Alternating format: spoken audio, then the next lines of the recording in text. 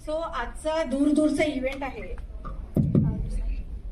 दूरदूरचा जो लॉन्च आहे गाण्याचा, त्या गाण्यामधले लीड कॅरेक्टर मानसी पाटील आणि नचिकेत लेले आहेत. तर पुढचे ते तुमच्याशी बोलतीलच. आपले म्युझिक डिरेक्टर रोहन तुमच्याशी बोलतील. आपली कोरिओग्राफर दीपाली विचारे तुमच्याशी बोलेल.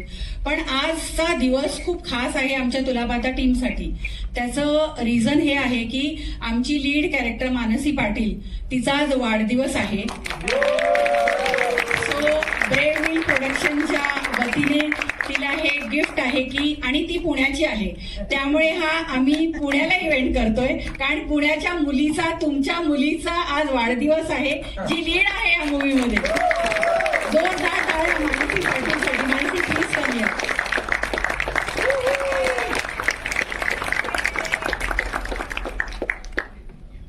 एक हॅपी बर्थडे असा एक सूर झाला, जरा जोरात हॅपी बर्थडे होऊ शकतं, ऐकायला येईल.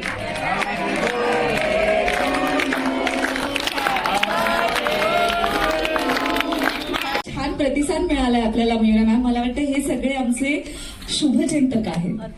कारण 10 तारखेपासून आम्हाला जी अशी ओढ असणार आहे की अशा सगळ्या चेअर्स भरलेल्या असाव्यात, त्या आमच्या गाण्याच्या लॉन्चलाच भरल्या आहेत.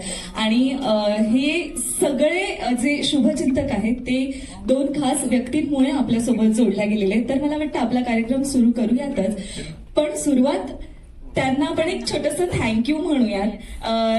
मी इन्व्हाइट करते सपना काकडे मॅम यांना, founder and director Pune business club आणि सहयोग व्हेंचर्स.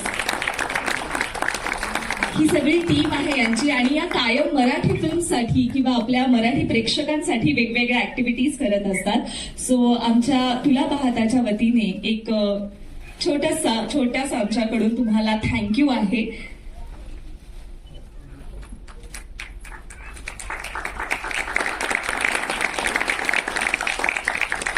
नाचवणारी एक व्यक्ती असते, ती पण फार महत्वाची असते. जोरदार टाळ्यांनी स्वागत करूया दीपाली विचारे.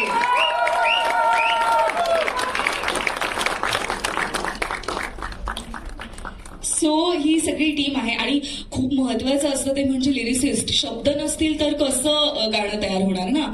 सो हे दूरचे गाणं आहे. मी आता इन्व्हाइट करते या गाण्याच्या लिरिसिस्टला देखील, आणि या गाण्याचे लिरिसिस्ट आहेत रोहन गोखले. सो मला त्यांना